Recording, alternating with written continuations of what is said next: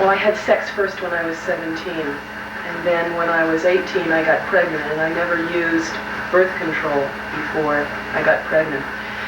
And the circumstances in which I got pregnant was that I felt like I had to make love with this boy that I was seeing, and I tried to get out of it, but I just got into it.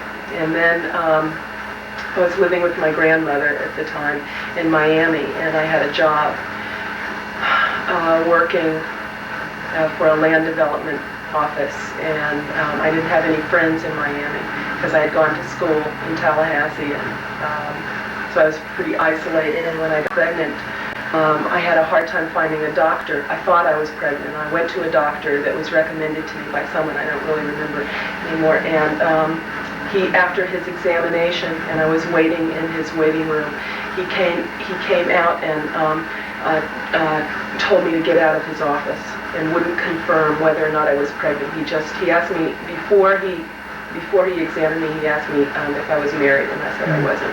And when the examination was over, he told me to get out. What year was that? That was in 1969.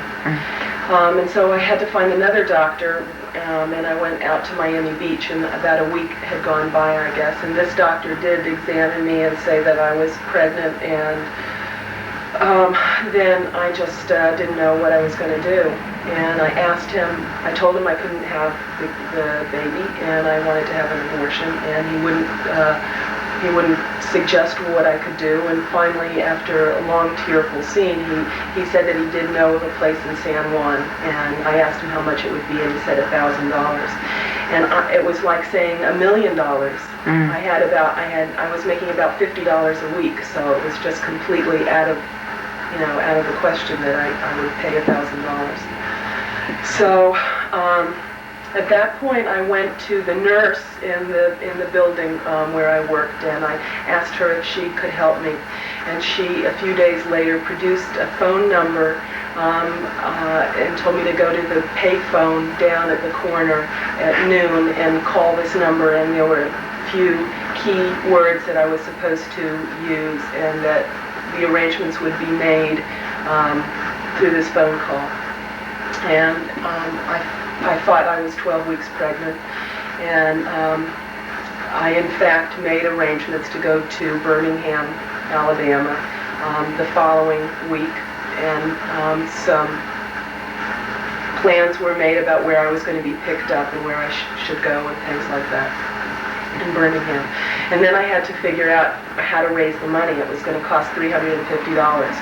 So, and this was a doctor that I had spoken to on the phone. And I called friends in Tallahassee where I had gone to school and told them my situation and asked if they could help me, and they agreed to loan me the money, and they were very supportive. It was a male friend and his girlfriend, who I didn't know very well. And so I took my Volkswagen and drove up to Tallahassee, and the plan was that I would stay with them until the abortion was over, the process. And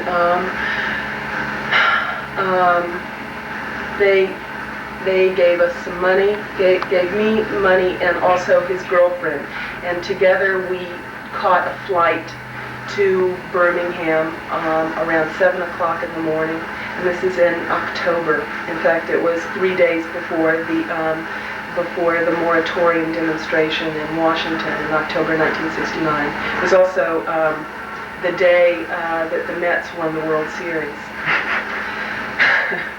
And I threw up on the plane, and when we arrived in Birmingham, we took a cab to the YWCA and checked in there, and then my appointment, I guess, was for noon, and I went to the doctor, and he examined me and said that I had lied to him, that in fact I was 16 weeks pregnant and that he wouldn't do the abortion. And of course I was in quite a state at that point, and I begged him to please perform the abortion because I couldn't have this kid. Yeah. And he refused, but he did say that he knew of someone that would. and he made a phone call and made arrangements for me to be picked up by this other party later that afternoon in front of the YWCA. And so the woman that accompanied me and I walked around Birmingham for a couple of hours, went back to the Y, tried to sleep, and then at 5 in the afternoon, we 5 or 6, we came outside, and a black Cadillac pulled up with a very bizarre-looking woman who was maybe in her late 60s, she was slightly over 5 feet tall, and she had very wiry hair that was just all over the place, and she looked like a total eccentric. And Anne and I, this other woman that was with me, sort of exchanged glances, but I was dead set on having this abortion. So we got in the car with her, and she started rattling on and on about all the women that she had given abortions to and how they were all corresponding with her. And she talked about some beauty queen in Sweden and somebody else. I mean, it was totally ridiculous story.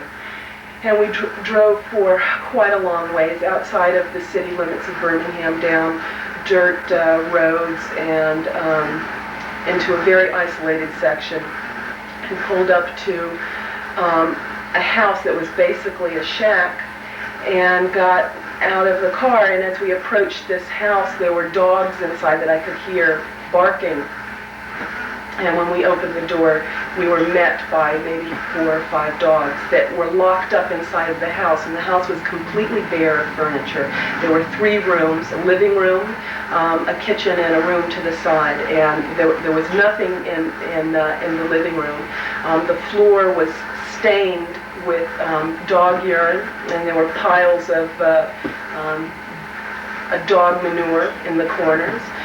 And in the kitchen was a small Formica table with 2 chairs. And in the side room was the room in which this procedure took place. And meanwhile, this woman is just chattering on and being very gay and lighthearted. And she forthright asked for $300. And so I felt, oh, well, I've saved myself $50, which was a big consolation to me. And then she took me into the next room, and Anne was with me. And in the room were 2 sawhorses with a sheet of plywood on top of it, a bare light bulb hanging from the ceiling, a poster on one wall of women's reproductive organs, and a rusty old metal bowl, and some common garden hose type thing. And she explained that the concept behind what she was going to do was to introduce air into the womb, that by putting this hose through the cervix into the womb, and it was going to coil inside the womb, and then the hose would come pass through the vagina and stick out, and it was wrapped in cotton, held in place with cotton. And she explained to me that I had to keep this in for a minimum of 24 hours, and ideally 48 hours, otherwise the procedure it wouldn't work. So she inserted this catheter through the cervix, and it was about the diameter of your index finger, and it was terribly painful. But I guess I thought that was a part of the price that I had to pay to do this.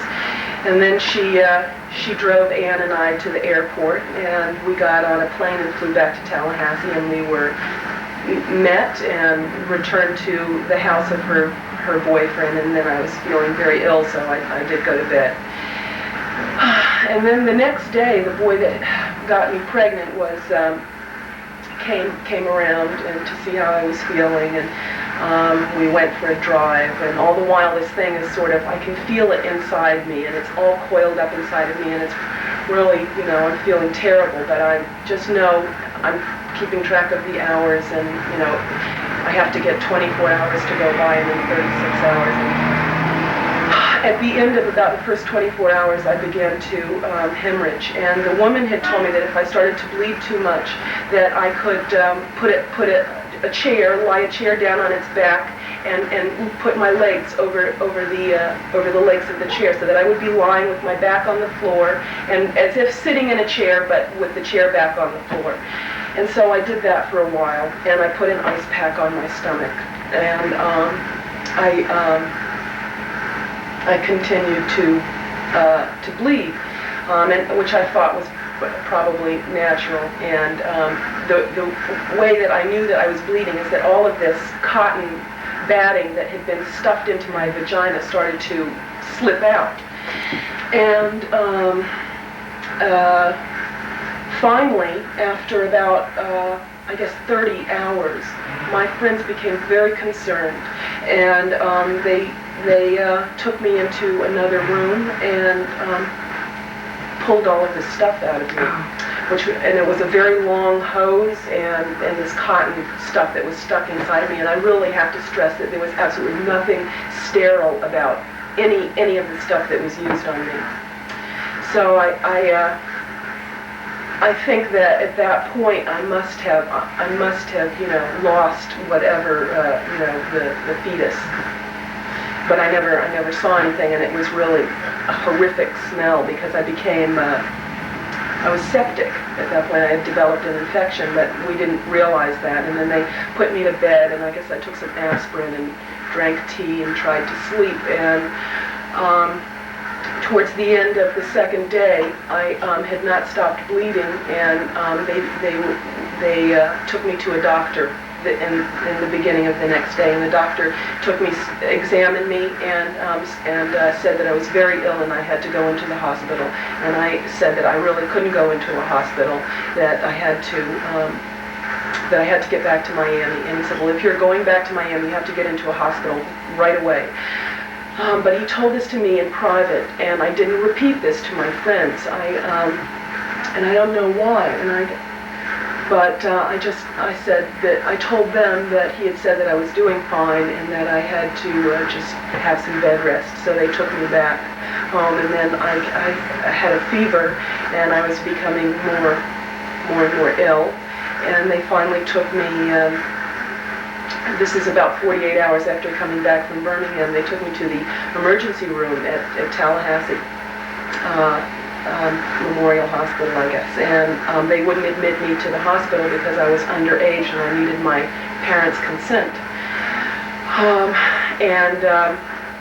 I phoned the girlfriend of my father and asked her to not ask me any questions, but to agree to pose as my mother and to say that it would be all right for me to be admitted to the hospital. And so with this formality behind, they admitted me into the hospital, and I was immediately surrounded by cops that stayed with me the entire time, grilling me about who had done this to me. And I was always accompanied by two officers the whole time, and they kept asking me, who did this to you? And in my mind, I thought that if I confessed to this, that I would go to jail. And so I just kept saying I did it to myself.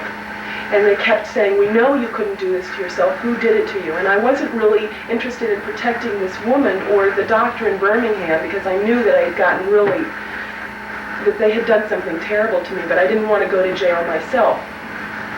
And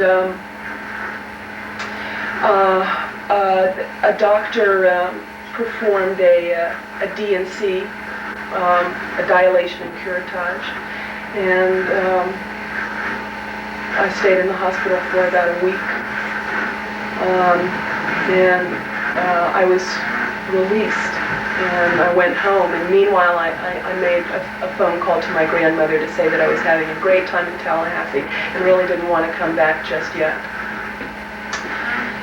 So that she wasn't concerned, and I came back after a week and went to work as if nothing had happened.